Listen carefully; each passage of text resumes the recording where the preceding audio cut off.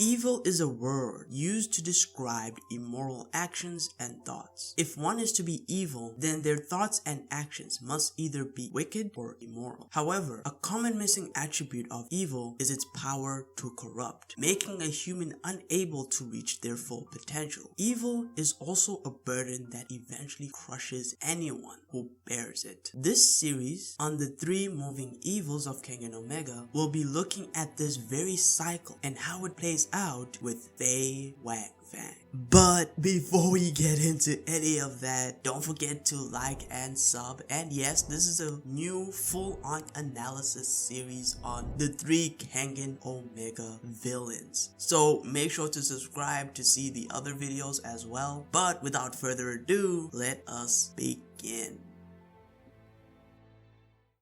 One of the most interesting things about Fei is his lack of identity. For the majority of the series, up until the Purgatory arc, his face is shaded black. This is done to hide his identity, so we don't see him right away in the Purgatory team. But this theme also runs much deeper. Fei has basically no backstory besides being one of Nico's students, and even when he's about to die, he can think of no loved ones or friends. This is rather odd because he's actually nice in comparison to Edward and G. But it all makes sense later on, as this is just one big act to him. Nico even tells Fei that if he really wanted, he could stay in Purgatory. But Fei replies with, "I'm completely full of that lukewarm pretend friendship." Fei has no identity because he's placed his identity into his insane greed for power. This manifests itself in the form of the tiger's vessel. The tiger's vessel is Fei's purpose for living. To him, it is the ultimate power. We see how far he's willing to go when he even kills some of his fellow students.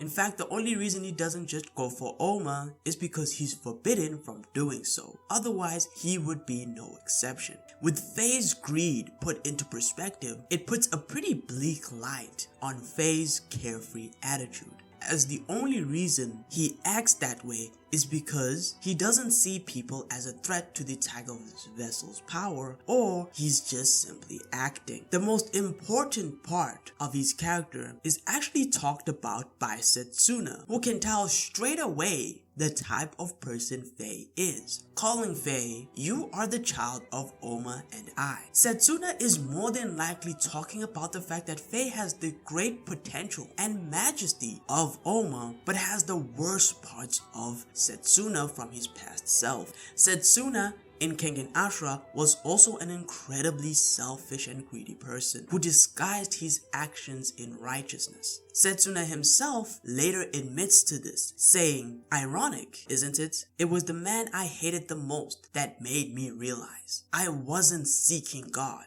I wanted to be God." Fei embodies Setsuna's previous greed, but has no one to pull him out of it. And so he inevitably falls to that greed, and it is this fall that I'll talk about next.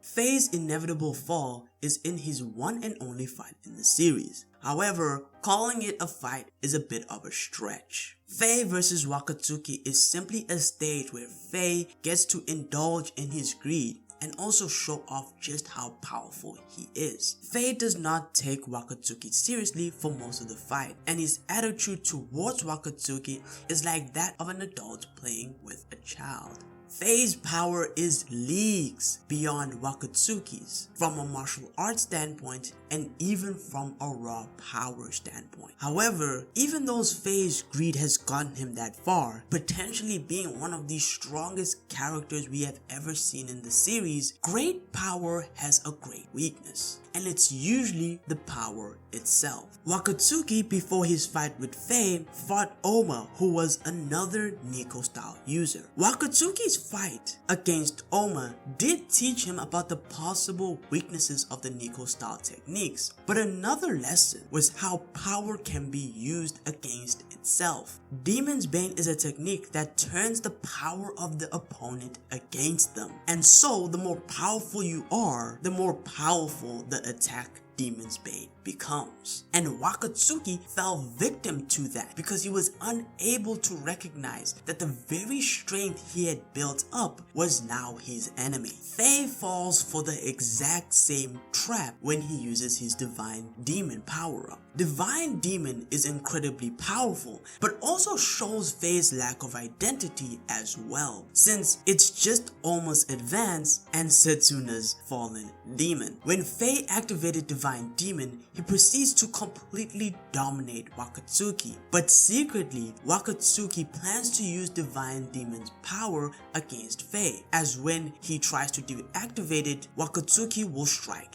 Then, ultimately, this plan doesn't help Wakatsuki defeat Fei, but rather leads to Fei's own death. It's important to understand that Fei saw Wakatsuki as an opportunity to show off and reveal his identity, but that also meant his weaknesses were apparent and his identity at the end of the day was hollow. Fei doesn't lose to Wakatsuki, he loses to his own greed and ultimately dies.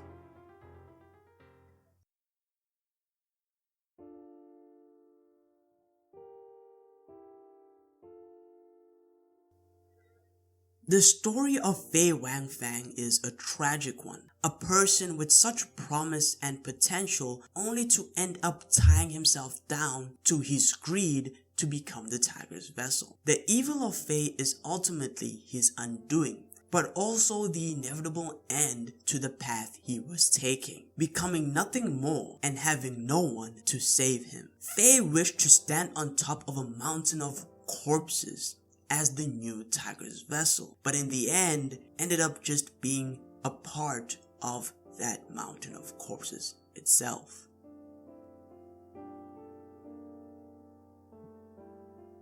Thank you for watching this far, and yeah, that's the story of Fei. If you liked the video and if you've actually made it this far, at least drop a like, subscribe, as the other parts of the video of the series will be coming out fairly soon. The next person I'm gonna cover, I'm covering them in order of the way they deceased, so the next one is obviously Edward Wu, and we'll finish off with Zai Ji. But yeah, until next time, take it easy.